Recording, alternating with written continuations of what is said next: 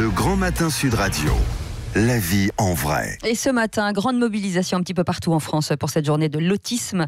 Les régions en France sont très actives aux côtés de cette association de parents reconnue, aujourd'hui d'utilité publique pour favoriser le dépistage et le diagnostic précoce. On en parle ce matin avec vous, Elisabeth Andreu-Marcuzzi. Bonjour. Bonjour. Merci. Vous êtes vice-présidente de SOS Autisme. Justement, on est ravis de vous avoir ce matin pour être à vos côtés pour cette mobilisation.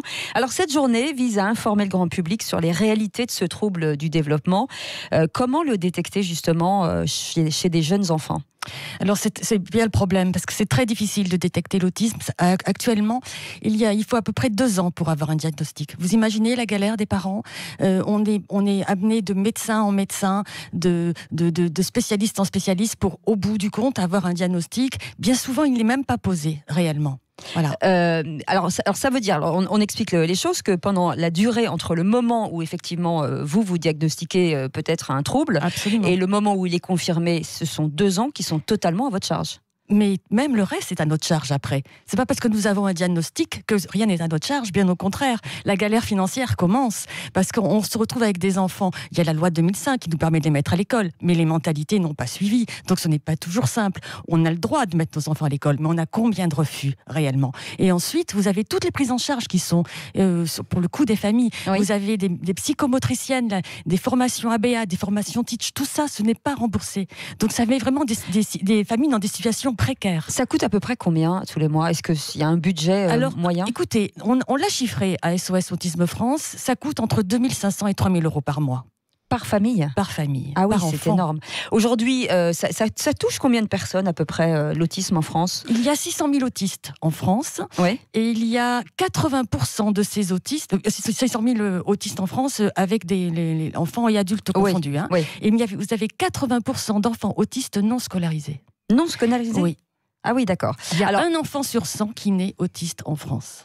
Alors, aujourd'hui, il y a eu un plan que le gouvernement a mis en place en 2018, justement, pour une augmentation du budget. Alors, j'imagine que c'est jamais assez pour vous ? Bien sûr, c'est jamais assez.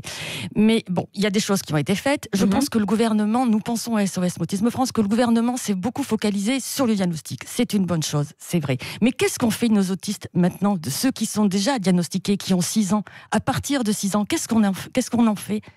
Ah ouais, voilà, ça c'est une vraie question. Comment vous avez fait, vous ? Parce qu'aujourd'hui, vous avez un enfant autiste qui a 19 ans. Vous avez fait quoi aujourd'hui ? Alors écoutez, moi... Si vous aviez suivi le protocole classique, aujourd'hui, votre enfant serait peut-être encore à l'hôpital ? Si j'avais suivi le protocole classique, mon enfant serait en hôpital aujourd'hui. Il aurait certainement une camisole psychique. Il coûterait énormément à la société. Je crois qu'un enfant en hôpital doit coûter 4 000 euros par mois à la société. Oui. Et ensuite... Et vous en êtes occupé comment ? C'est-à-dire que c'est un travail quotidien ? C'est un travail quotidien. Mais je fais comme beaucoup de familles, je parle au nom, parce qu'on est plusieurs, il y a souvent un des 2 parents qui doit s'arrêter de travailler. Voilà. Et c'est ce que vous avez fait, c'est vous ? ce que j'ai fait. Mais est-ce qu'on est formé justement à travailler avec ces enfants ? On n'est pas formé, on apprend sur le tas. C'est ce que je dis à tous les intervenants que je rencontre. Quand je rencontrais une institutrice, un professeur ou un moniteur de tennis me disant « Madame, je ne peux pas prendre votre enfant, je ne suis pas formée ». Je lui répondais systématiquement « Moi non plus, je n'ai pas été formée. J'ai appris sur le tas, nous allons apprendre ensemble ». Voilà, c'est une question de bonne volonté. On sait qu'aujourd'hui, les thérapies cognitives, ça fonctionne. Mon fils en est la preuve. En 2003, il a été diagnostiqué. On m'a dit, il ne parlera jamais, il ne sera jamais propre, il n'ira jamais à l'école. Aujourd'hui, il a 19 ans, il est en terminale. Comment on peut vous aider ?